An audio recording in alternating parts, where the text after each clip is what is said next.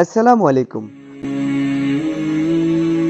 হযরত ইব্রাহিম আলাইহিস সালাম আল্লাহ তাআলার কাছে ফরিয়াদ করলেন, হে আল্লাহ, আমাকে একটি পুত্র সন্তান দান করুন। আল্লাহ তাআলা তার হৃদয়ের অকুল ভরা মিনতি কবুল করলেন। আল্লাহ তাআলা তাকে একটি সুবুদ্ধির পুত্র সন্তান দান করলেন। বার্ধক্যের এমন জরাজীর্ণ সময়ে ইব্রাহিম আলাইহিস সালামের পুত্র সন্তানের সুসংবাদ সত্যি আকাশপুষ্ট নেয়ামত ছিল। বিবি হাজেরার ঘরে জন্ম নিল এই ফুটফুটে সন্তান। হযরত ইব্রাহিম আলাইহিস সালাম দু চোখ ভরে পুত্রের দিকে তাকিয়ে দেখতে থাকেন, কিন্তু তবুও মনের ব্যাকুল আশ মিটে না। দু চোখ কেবল নির্বাক হয়ে তাকিয়ে থাকে। হৃদয়ের মানিককে বুকে জড়িয়ে আটকে রাখেন। পরম আদরে ক্ষণে ক্ষণে কপালে চুমু দেন। পুত্র স্নেহের এমন আনন্দ ঘন মুহূর্তে আল্লাহ তাআলার পক্ষ থেকে হুকুম এলো সন্তানকে নির্বাসনের জন্য সবুজহীন উপত্যকায় রেখে আসেন। ইব্রাহিম আলাইহিস সালাম ভাবনায় পড়ে যান, এতটুকু শিশুকে কিভাবে নির্জন মরুভূমিতে রেখে আসবেন। তবু আল্লাহর নির্দেশ অমান্য করা যাবে না, মানতেই হবে। মনের প্রবল ইচ্ছেটুকু আল্লাহর জন্য সঁপে দিয়ে বিবি হাজেরা ও আদরের ইসমাইলকে ওটের পিঠে নিয়ে রওনা হন। চলতে চলতে ফারান মরুভূমিতে নিয়ে আসেন। চোখের সামনে অদিগন্ত বৃক্ষহীন ধুধু প্রান্তর আর রাশি রাশি বালু চিকচিক করছে। আল্লাহর নির্দেশের সামনে মনের ব্যাকুল ইচ্ছে থাকা সত্ত্বেও বিবি হাজেরা ও ইসমাইলকে সেখানে রেখে এলেন। হযরত ইসমাইল আলাইহিস সালাম ধীরে ধীরে বড় হতে লাগলেন। এমন সময় হযরত ইব্রাহিম আলাইহিস সালাম একদিন স্বপ্নে দেখলেন, কে যেন তাকে বলছে, আপনি আল্লাহর রাস্তায় কোরবানি করুন। নবীর প্রতি স্বপ্নদেশ ওহীর সমতুল্য।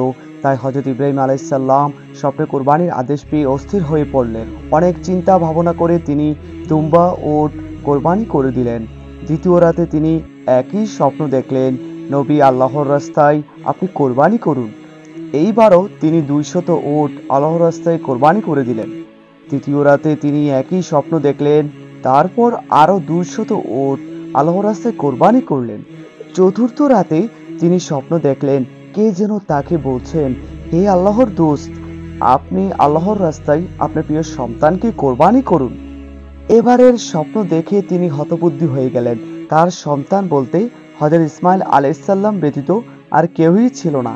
সেই সন্তান তার মাতা হাজেরা আলাইহিস সালামের কাছে থাকতো। নবী তাদের সাথে তেমন কোনো সম্পর্ক পর্যন্ত রাখেন না।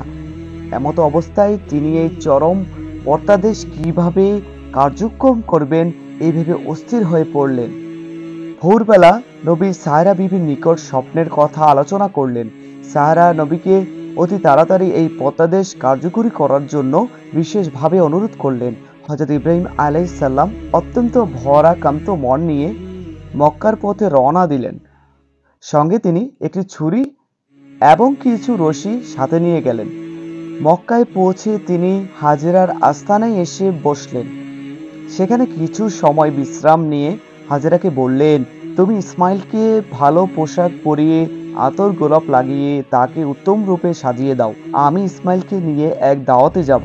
সম্পর্কবিহীন পিতা পুত্রের মাঝে নতুন করে গভীর সম্পর্ক হতে যাচ্ছে দেখে হাজেরা আলাইহিস সালাম খুবই আনন্দিত হলেন এবং ইসমাইলকে উত্তম রূপে সাজিয়ে দিলেন।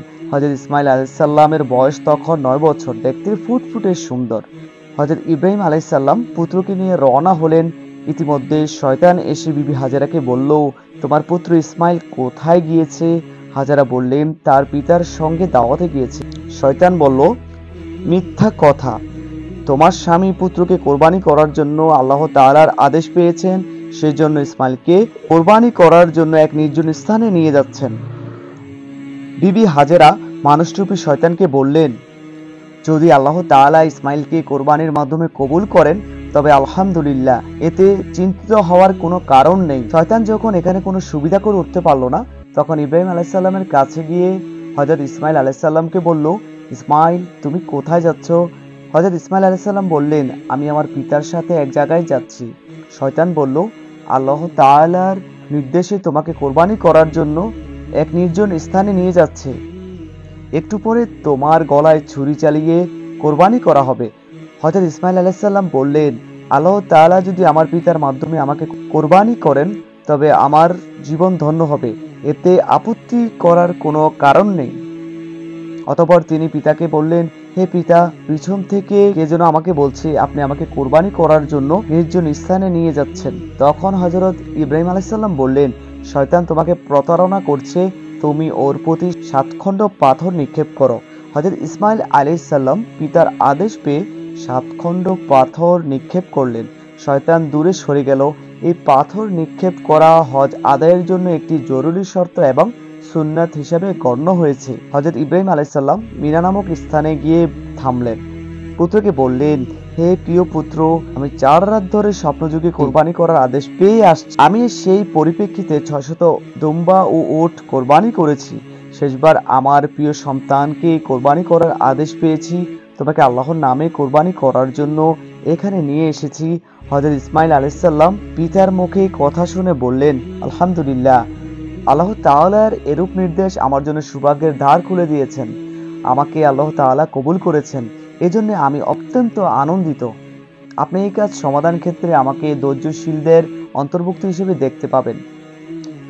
আপনি আর বিলম্ব না করে আল্লাহ তাআলার আদেশ অনুসারে কাজ আরম্ভ করুন। ইব্রাহিম আলাইহিস সালাম বললেন, ইহা আমি কিভাবে সমাধান করব?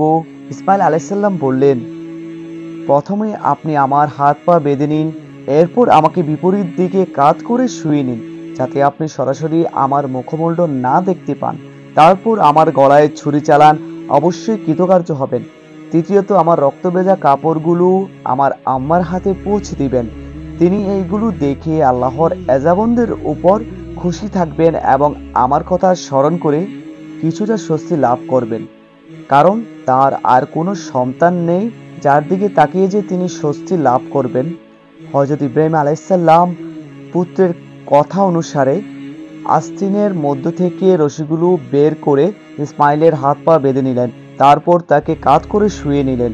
তারপর আস্তিন থেকে ধারালো ছুরি বের করে বিসমিল্লাহি আল্লাহু আকবার বলে গলদেশে ছুরি চালিয়ে দিলেন, কিন্তু তার ছুরি চালনায় কোনো কাজ হলো না।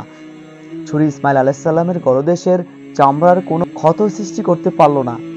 তখন ইব্রাহিম আলাইহিস সালাম আরো জোরে শক্ত করে ছুরি চালাতে লাগলেন, কিন্তু কোনো কিছুই হলো না। তখন ইসমাইল আলাইহিস সালাম বললেন, পিতা, ছুরির তীক্ষ্ণ মাথাটা আমার গলার উপরে শক্ত করে চেপে ধরুন, তাহলে সম্ভবত আপনার উদ্দেশ্য সফল হবে। নবী এবার তাই করলেন, কিন্তু তাতেও কোনো কাজ হলো না। তখন হযরত ইব্রাহিম আলাইহিস সালাম রাগ করে ছুরিটিকে দূরে নিক্ষেপ করলেন।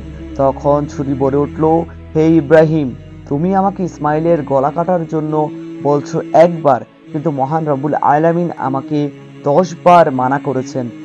এখন কি তোমার কথা শুনবো নাকি মহান রব্বুল আলামিনের কথা শুনবো? তুমি অন্য কোনো পন্থা গ্রহণ করো। হযরত ইব্রাহিম আলাইহিস সালাম ও হযরত ইসমাইল আলাইহিস সালাম উভয়ই এই ছুরির কথাটি শুনতে পেলেন। ইসমাইল আলাইহিস সালাম তখন পিতাকে বললেন, হে প্রিয় পিতা, সন্তানের মুখের দিকে তাকিয়ে জবাই করা অত্যন্ত কঠিন কাজ। এই কাজ হয়তো আল্লাহ তাআলা পছন্দ করছেন না। অতএব আপনি কাপড় দিয়ে আপনার চোখ দুটি বেঁধে নিন, যাতে আমার চেহারা আপনি দেখতে না পান। তখন আপনার চেষ্টা অবশ্যই কাজে আসবে। হযরত ইব্রাহিম আলাইহিস সালাম ইসমাইল আলাইহিস সালামের পরামর্শে নিজের চোখ দুটি বেঁধে নিলেন। আগের মতো ইসমাইলকে কাত করে শুয়ে দিলেন। তারপর বিসমিল্লাহ আল্লাহু আকবার বলে ছুরি চালালেন। এবার ছুরি সহজে গলদেশে চলতে লাগলো। কড়কড় শব্দে রক্ত প্রবাহের জবাহের কাজ সমাধান হলো। আল্লাহ তাআলা নবীর শেষ পরীক্ষার সফলতা দেখে সন্তুষ্ট হলেন, যার পরিণামে আল্লাহ তাআলা জিবরাইল আলাইহিস সালামের মারফতে ব্যস্ত থেকে একটি দুম্বা হযরত ইসমাইল আলাইহিস সালামের পরিবর্তে সেই দুম্বাটিকে শুয়ে দিলেন এবং ইসমাইল আলাইহিস সালামকে কিছু দূরে সরে দাঁড় করিয়ে দিলেন। আর একটু রেশ নবী ইব্রাহিম আলাইহিস সালাম বুঝতেও পারেননি। কোরবানির কাজ সমাপ্তি হয়েছে ভেবে নবী ইব্রাহিম আলাইহিস সালাম বললেন, আলহামদুলিল্লাহ। কিন্তু চোখ খুলে তিনি দেখতে পেলেন ইসমাইল আলাইহিস সালাম ওই স্থানে দাঁড়িয়ে আছেন এবং জবাই হয়েছে একটি দুম্বা। তিনি এই দৃশ্য দেখে হতবুদ্ধি হয়ে গেলেন। পিতা পুত্রের দিকে নির্বাক হয়ে তাকিয়ে রইলেন। তারপর ইব্রাহিম আলাইহিস সালাম পুত্র ইসমাইল আলাইহিস সালামকে জড়িয়ে ধরলেন এবং বললেন, সুবহানাকা আল্লাহুম্মা। পিতা এবং পুত্র একসাথে শুকরানা নামাজ আদায়ের জন্য দাঁড়িয়ে গেলেন। এমন সময় হযরত জিবরাইল আলাইহিস সালাম বললেন, আল্লাহু আকবার, আল্লাহু আকবার, লা ইলাহা ইল্লাল্লাহু, আল্লাহু আকবার। অতঃপর হযরত জিবরাইল আলাইহিস সালাম নবী ইব্রাহিম আলাইহিস সালামের কাছে গিয়ে বললেন, হে আল্লাহর দোস্ত, আল্লাহ তাআলা আপনাকে সালাম প্রেরণ করেছে। প্রিয় দর্শকবৃন্দ, এভাবেই সারা বিশ্বে মুসলিমরা কোরবানি করে আসছে। হযরত ইব্রাহিম আলাইহিসসালামের এই কোরবানির মাধ্যমে আল্লাহ তাআলা আমাদেরকে পশু জবাইয়ের মাধ্যমে কোরবানি দান করেছেন। আল্লাহ তাআলা আমাদের সকলের কোরবানিকে কবুল করুক। আমিন।